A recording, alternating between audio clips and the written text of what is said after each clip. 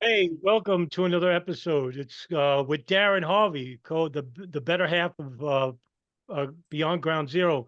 Darin, what's up, man? You've been a busy lot as the last couple of days. Yeah, Adam, how you doing, man? Yeah, just doing some more research, getting some books going, and doing some writing, and yeah, we got a lot of things coming down the pipeline.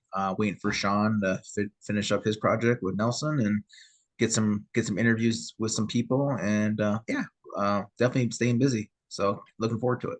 You got some prospective big leaguers here coming up. You got Mitchell Gray Hmm. coming up, and you got somebody who is connected to Harry Samit, the FBI agent who arrested Zacharias Moussaoui, as well as John Gold. So uh, a good couple of months coming up. Yeah, looking forward to it, and definitely you and Nelson will be on our list. But yeah, Mitchell Gray is wrote a very good book on Oklahoma and the Mhm. terrorism 9/11 links around there, and Zacharias Moussaoui and Hussein Alatas. So yeah, looking forward to it, man. It's gonna be a fun year. And in this video, we got a video curtailing Operation Jawbreaker, which was led by the CIA and the U.S. Special Forces. And 60 Minutes did an expose on Dalton Fury. That's not his real name. His real name is Tom Greer, and Hmm. he's a legendary special ops operator. And Hmm. he talks about the Battle of Tora Bora, Operation Jawbreaker, and what happened with Bin Laden when they had him surrounded by the White Mountains. So, without further ado, Darin, here we go. Shortly after 9/11, the Pentagon ordered a top-secret team of American commandos into Afghanistan with a single, simple order: kill Osama bin Laden. It was America's best chance to eliminate the leader of al-Qaeda. The inside story of exactly what happened in that mission and how close it came to its objective had never been told until we broadcast this story last fall. The man you're about to meet was the officer in command, leading a team from the U.S. Army's mysterious Delta Force, a unit so secret it's often said that Delta doesn't exist. But you're about to see Delta's operators in action. Why did the mission commander break his silence after 7 years? Well, he told us that most everything he's read in the media about his mission was wrong, and he wants to set the record straight. Our job is to go find them, capture, kill them, and we knew the writing on the wall was really to kill them. No one wanted to bring Osama bin Laden back to stand trial in the United States somewhere.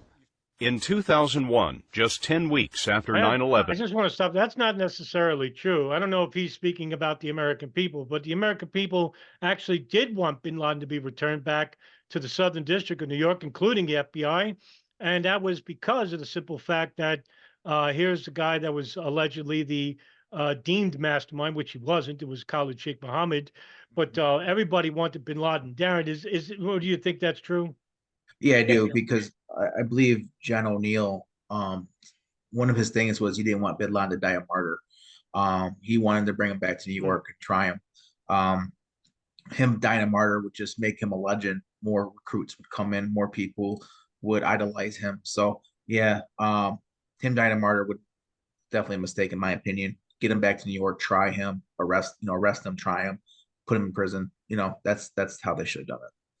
Now, just I know that there's people out there that say, "Well, how do we know Bin Laden was killed in the Pakistan raid?" Look, they needed Bin Mhm. Laden alive, and the reason why they needed Bin Laden alive. This is coming from the leader of Operation Jawbreaker, Gary Bernstein, who wrote the book, incidentally enough, Operation Jawbreaker, where he basically says that they kept him alive because without Al Qaeda, as a whole, without Bin Laden and Dr. Ayman al-Zawahiri alive, they Mhm. can no longer tie Al Qaeda to Iraq, which was the next step after Afghanistan, as Absolutely. you'll see during the conversation here. he was a 37-year-old Army major leading a team of America's most elite commandos. Even now, we can't tell you his name or show you his face. We hired a theatrical makeup artist to take the former Delta officer through a series of transformations to create the man you see now. He calls himself Dalton Fury, and he's the author of Kill Bin Laden, a book about his mission. Dalton Fury is used to disguises. In fact, in 2001, his entire team transformed itself in Afghanistan. Everybody has their beard grown. Everybody's wearing local Afghan clothing. sometimes carrying the same weapons as them. The idea was that if this all worked out, Osama bin Laden would be dead, and no one would ever know that Delta Force was there. That's right. That's the plan. And that always is when you're talking about Delta Force. And there was no mission more important to the United States. We'll smoke him out of his cave. And we'll get him eventually. But the administration's strategy was to let Afghans do most of the fighting. Using radio intercepts and other intelligence, the CIA pinpointed bin Laden in the mountains near the border of Pakistan. Following the strategy of keeping an Afghan face on the war, Fury's Delta team joined the CIA and Afghan fighters and piled into pickup trucks. They videotaped their journey to a place called Tora Bora. Fury told us his orders were to kill bin Laden and leave the body with the Afghans. Right here, you're looking at basically the battlefield from the last location that we had firm on Osama bin Laden's location. This ridge line is at about 14,000 feet, and back this way toward me is Pakistan. That's right. On a scale of, say, 1 to 10, 10 being the toughest, how tough a position is this to attack? In my experience, it's a 10. Delta developed an audacious plan to come at bin Laden from the one direction he would never expect. Okay, now I read the book Operation Jawbreaker, and what happened was there was a number of different teams led by a number of different units. One was led by the Uzbeks, one was led by the Chechens, one was led by U.S. Special Forces, another one was led by the CIA Special Activities Division. Dalton Fury's team was part of the U.S. Special Forces operators, and they got ahead farther than anybody else, only because they're used to dealing with rough terrain and stuff like that. Here's the problem. The problem was that they worried that the Afghans would be able to switch sides, so to speak, with the Taliban for the right price. That's what they were worried about. And Dalton Fury and Gary Bernstein and others like Jason Greer and others, they were really worried about this problem because the previous team leader at the time, Gary Bauer, was replaced by Gary Bernstein because he was near retirement.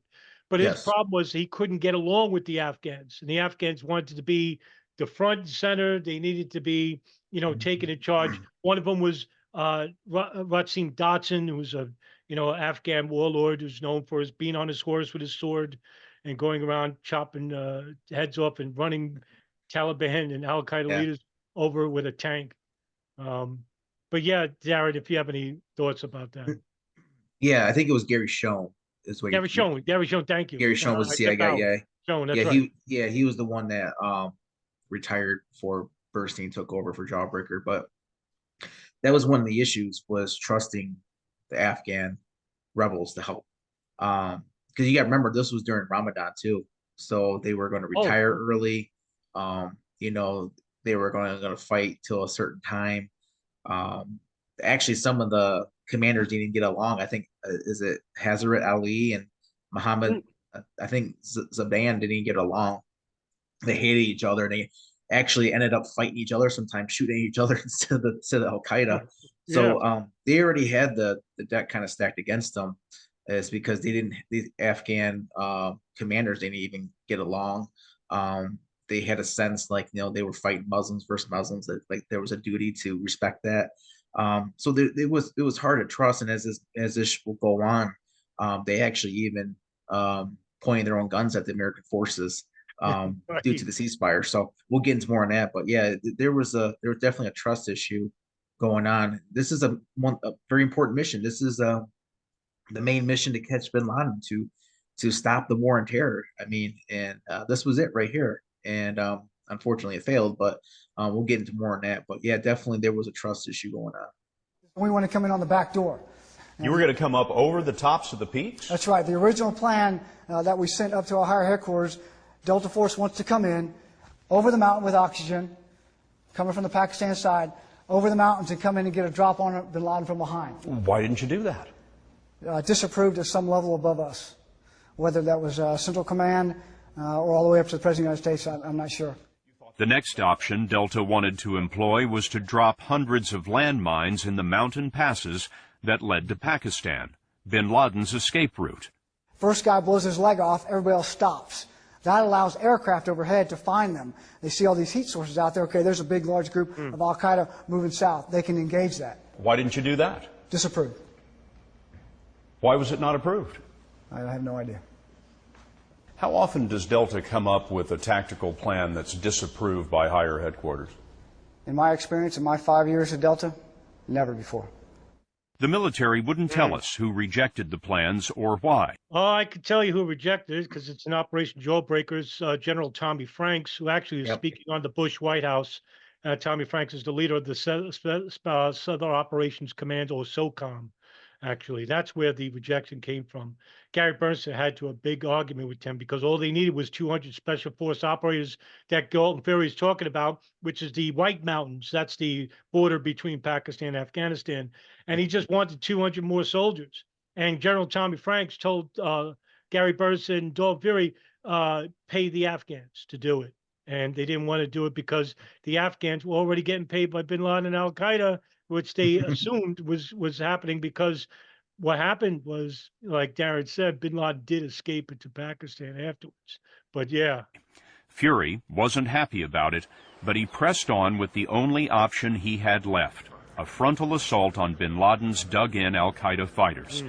The Delta team had only about 50 men, so the mission would depend on the Afghan militia as guides and muscle. Their leader was a warlord, a self-styled general named Ali. Ali told us, Your guy. After about 30 seconds of discussion, he kind of listened to me ramble on, and then the first thing he said was, I don't think you guys can handle it. You can't handle al-Qaeda in these mountains. Ali, second from the left, met with this CIA officer and accepted millions of dollars in cash from the agency. Hey, Adam, can you stop real Short quick? order. Yeah, sure.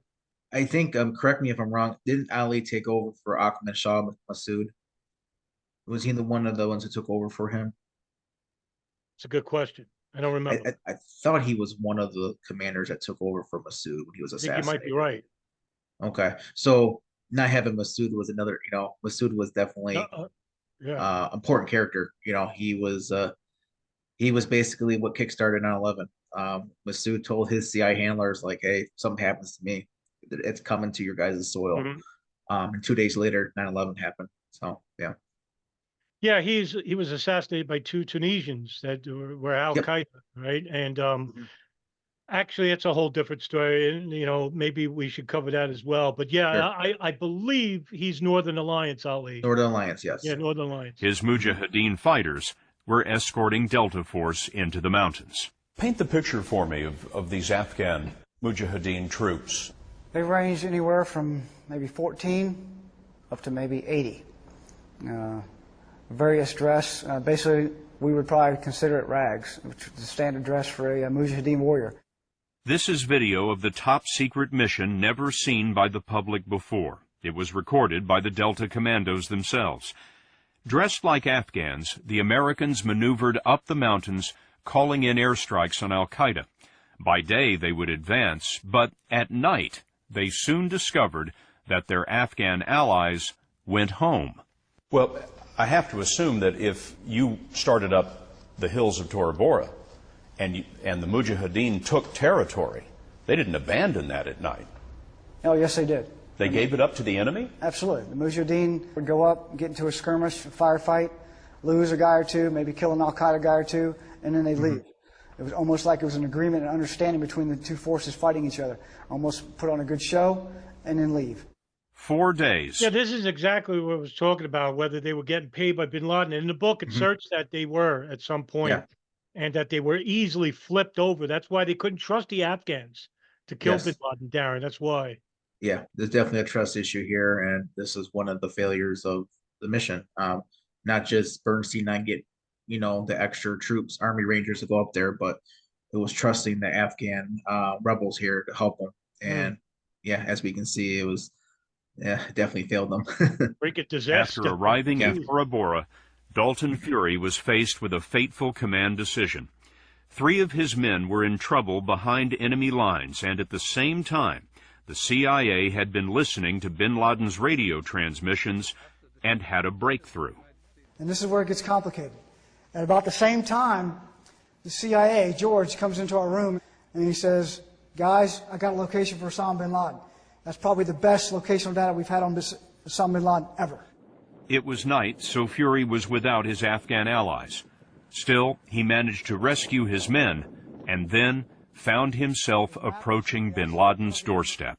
We're about 2,000 meters away from where we think bin Laden's at still, from where we're at. Now we have to make a decision. Fury had two choices: advance his small team with no Afghan support, or return to camp and assault in the morning. He was under orders to make the Afghans take the lead, and intelligence said there were more than 1,000 hardened fighters protecting bin Laden. You write in the book, my decision to abort that effort to kill or capture bin Laden when we might have been within 2,000 meters of him, about 2,000 yards, still bothers me. It leaves me with a feeling of somehow letting down our nation at a critical time. That's correct. Why do you feel that way? Had we gone up that ridgeline towards that location, Osama bin Laden might have been 500 meters away. It wasn't worth the risk at that particular moment to go up there and play cowboy. It was better to be cautious, refit, go up there with the entire force the next day, and play the battle out as we had planned. In the morning, bin Laden was on the radio. The CIA, Delta, and their Afghan allies were listening. How did the Afghans react when they heard from Osama bin Laden on the radio? Osama bin Laden is many a Muslim's hero. These guys, in my opinion, were more in awe of Osama bin Laden than they were willing to kill him. When they heard him talking on the radio, they would gather around the individual that held that handheld transistor. He would hold it up in the air, almost as if he didn't want the connection to break. And they just stood there with wide eyes and somewhat in awe that here is a leader of the jihad, the leader of Al-Qaeda, and they're actually hearing his voice over the radio. And these were the men who were supposed to help you capture or kill him. Some allies. Some were better than others. Now, here's the thing, is that the reason why even the, Afghan militias who are, against the Taliban, the reason why they looked up to bin Laden was because here's a guy who basically took a ragtag bunch of crew and faced off against the imperialist Western Army of the United States. And it's never been done before. And so when you take these nomads from these small towns in Afghanistan you'd never heard of, and first of all, they never came across a radio before, but also hearing bin Laden's voice, it's like they're listening to the voice of God at this point. So yeah, they venerated him. They feared him, but they venerated him more than they feared him, because here was a guy who basically went up against the kafir, or the non-believer, the head of Satan himself. Yep, spot on.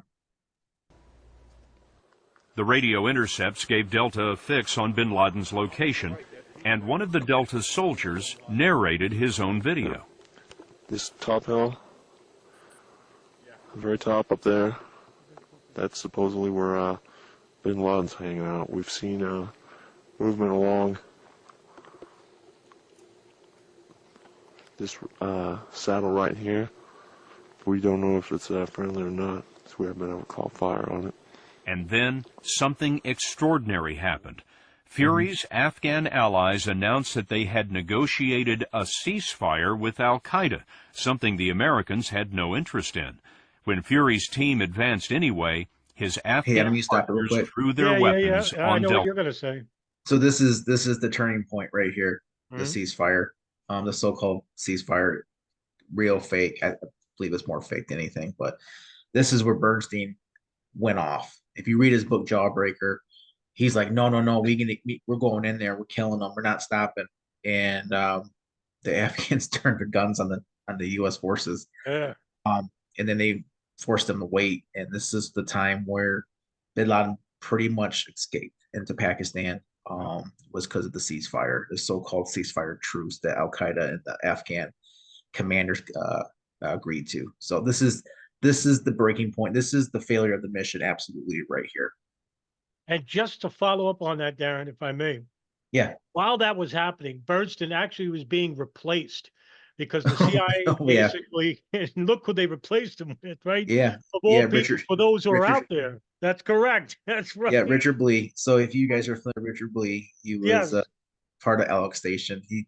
He replaced Michael Shore at Alex Station, and Yeah, Richard Blee, good old dude. That was another part of the CIA station that withheld information, who told not to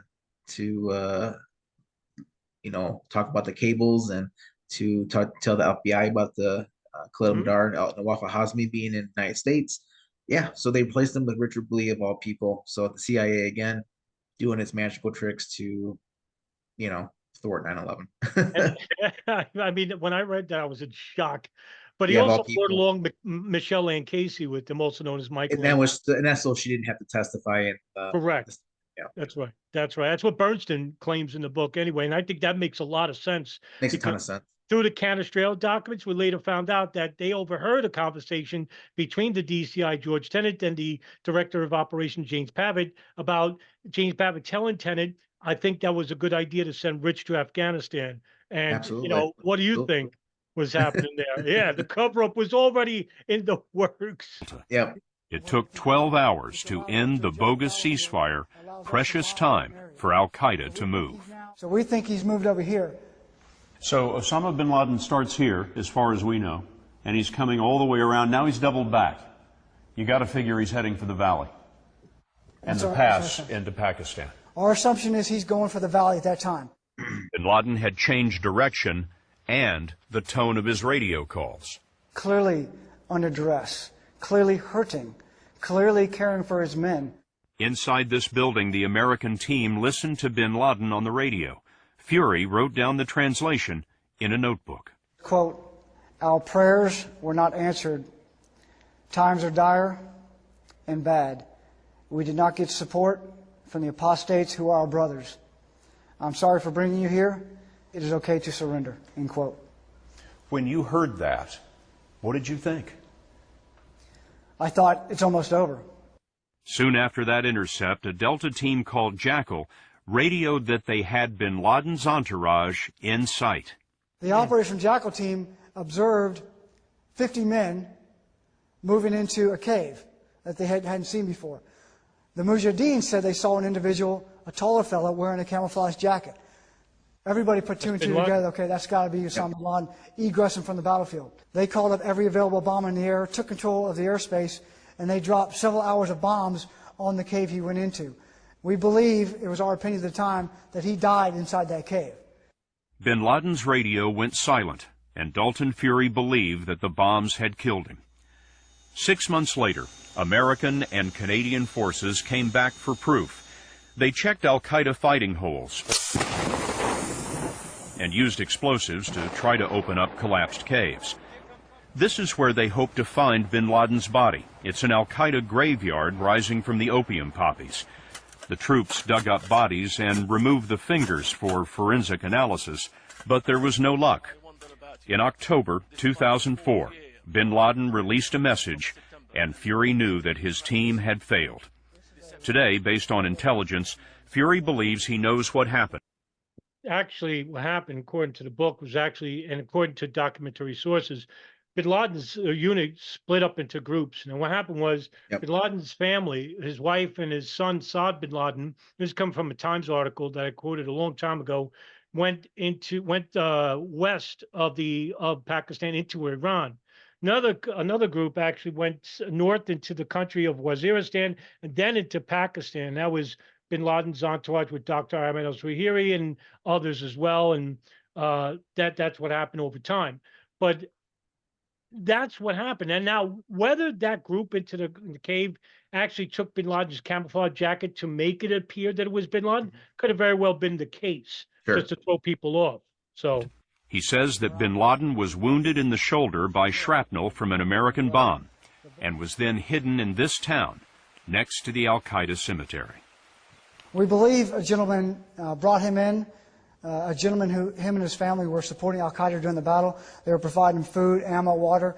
We think he went to that house, received medical attention for a few days, and then we believe they put him in a vehicle, moved him back across the pass. This is the trail bin Laden would have used to escape. It's my understanding they believe he got into a vehicle, he moved as far as he could, and then got out and walked across, or was carried across the pass into Pakistan, free and clear. When this is all over and this all dies down, and once we finally do grab Osama bin Laden, I think the fact that we lost him in Tora Bora will move out of my memory so to speak. And I'm looking forward to those days. Yeah, that was a really good episode, actually. Yeah, it was. Just want to say to the audience too that Tom Greer actually passed away. He had pancreatic cancer. I think he died in 2016. So, I mean, he did get to see Bin Laden killed eventually, but yeah, he unfortunately passed away. I think he was 52. So, Yeah, I recently found that out this year. yeah, me Early too. this year. I didn't know he passed away because I was like, I would love to interview that guy, but yeah, Yeah, no, it's absolutely. unfortunate that he did pass away. Yeah, Uh, so yeah, so when he did that ceasefire, that Bin Laden looked like they moved at night during, because I think it was a 12-hour ceasefire. So they had 12 hours to figure out where they're going to do. And I even believe a guy we're familiar with, Goldman Hickmeyer, was one of the ones that actually helped them get across. He's one of the Afghan warlords for the Taliban. So, yeah, he's a very familiar figure. He was put in place, and I believe in '92 by the U.S. and Pakistan forces. So, another U.S. casualty there, putting the guy yeah. in power, and he helps one of the Well, one he of was the considered one of the brutal Golbadin Hekmatar, the brutal. Hizb Islami Yeah, army. yeah, He was actually the most well-funded in yes. Operation Cyclone. It Mm-hmm. was funded by the British MI6 and the United States federal United States government. government. Yeah, Yeah, him and Abdul Rasul Sayaf of yeah. the Hizb Itami army. But yes, Golbadin Hekmatar, notorious figure, actually, still alive. And Still alive today. I think he's like 78, 79 years old. He's is still he? alive. Yeah, Yeah, he's up there. yeah. Unbelievable. And he's like a ghoul. He used to walk around and throw acid in women's faces for not wearing the. I'm like, wow, how are we Yeah, funding this guy? this guy was terrible. Brutal, fucking brutal. Yeah. Um, So yeah, go ahead.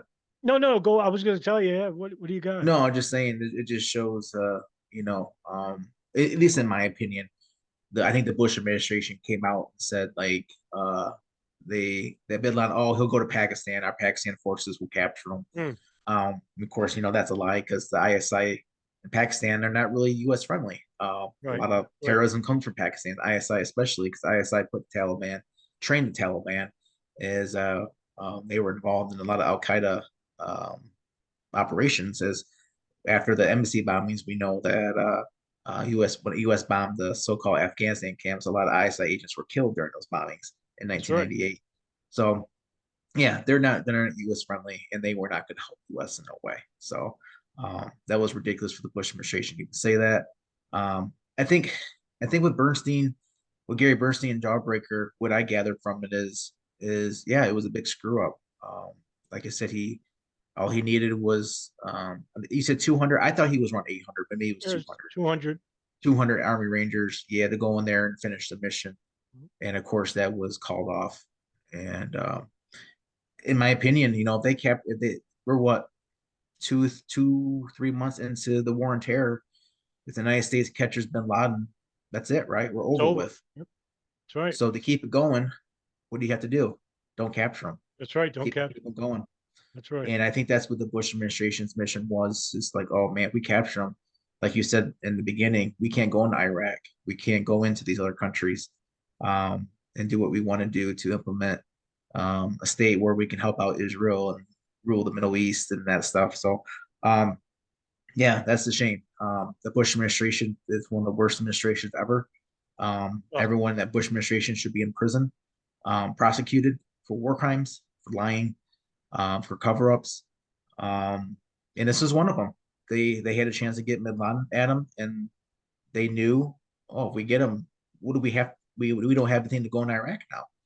We have nothing to tie Al Qaeda into Iraq. So, yeah, that's one of the biggest things that came away from Jawbreaker is the absolute failure of our government and the Bush administration to capture Bin Laden.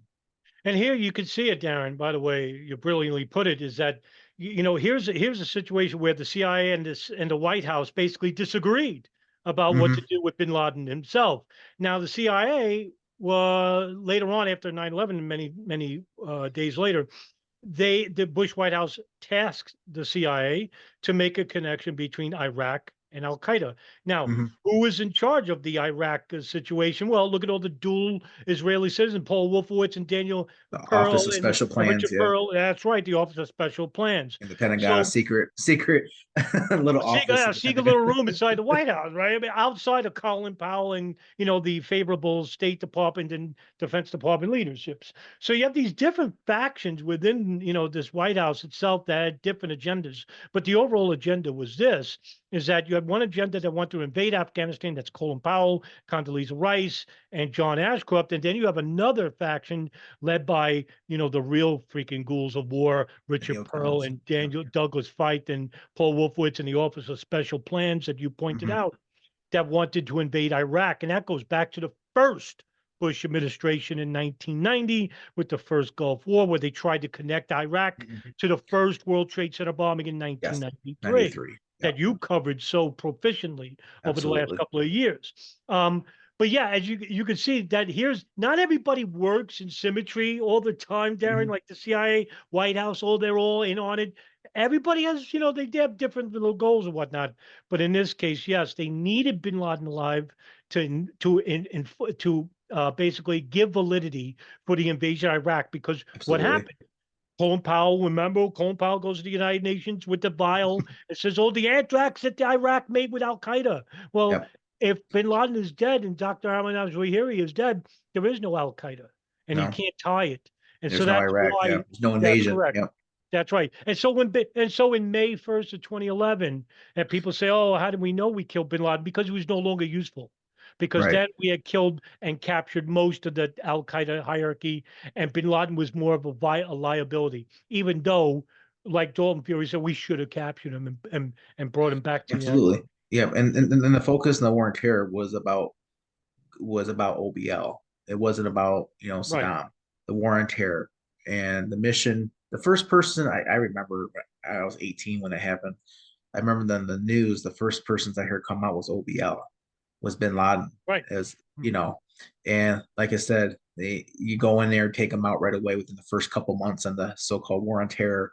You have nothing no more, and the focus was always Iraq. They've always wanted Iraq.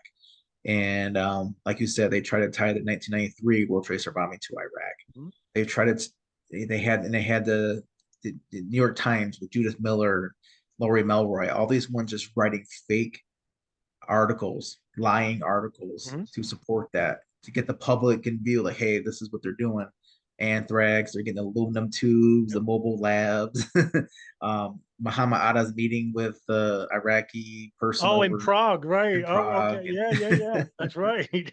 so just lies after lies. And Oh, like I said before, that's why the Bush administration, all of them should be in prison.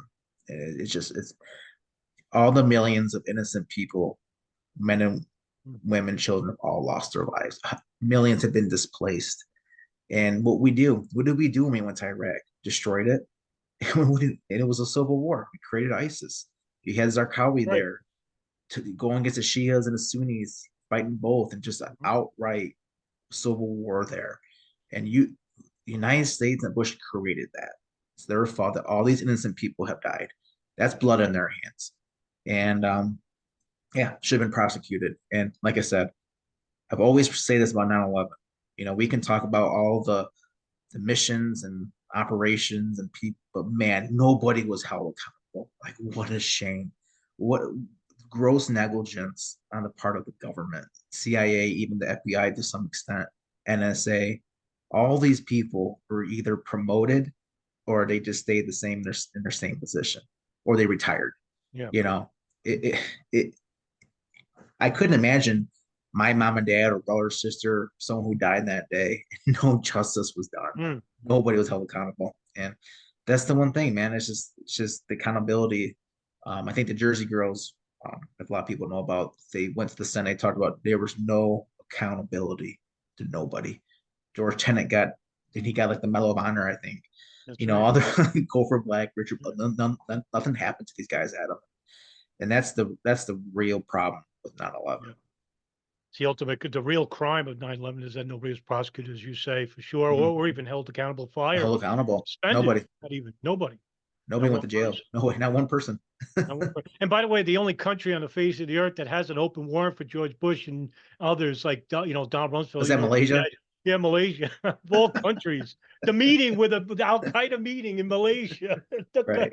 It's amazing that the one country that has the guts to basically call out certain people within the Bush administration for crimes of the rendition program and Mhm. the failures leading up to 9/11 itself. Darin, any parting shots here? No, just I want to say to people listening to this and who listened to our last two we did with Eli Sufan and Jose Rodriguez. I want to thank everybody with the kind words on your comments on your YouTube channel. Mm. Thank you so much. We really appreciate it. We do this to get the information out to the public, so you can share, this information. But yeah, I want to thank everyone for the kind words and suggestions. And like I said, keep the suggestions going. We're gonna try this. We'll do this every 2 weeks. So we're just gonna pick a topic to go on and talk about important topics, with torture and cover-ups, and here with the chance to end the war on terror within the first couple months. And now we're still, decades later, still fighting a meaningless war. So yeah. Yeah, look. I'll piggyback off that. The commentary responses have been fantastic. Absolutely. We didn't think so in the beginning. What kind of reception we get, and so far it's been pretty damn good so far. Yeah. The last two episodes, and I could see this going on for a long time. I love these doing a breakdown video with you, and it's we do it in reasonable time within the hour, so it's not too Yeah. long. Not So too long, yeah, yeah. anybody else watching it, if you have any commentary, hey, maybe you have a suggestion, maybe you have an idea that you want like to see come across, leave it in the comment section. Either Darin will read it or I'll read it, and we'll respond to you in kind. So that's it, Darin. I think that's all. We can end it right here. Yep. See you in 2 weeks, Darin. We Absolutely. don't know what's coming up next, but we'll share with you at the All time. right. So thanks, Adam, so much for having me. Yeah, take care, Darin. Thanks for Take care, doing it. bud.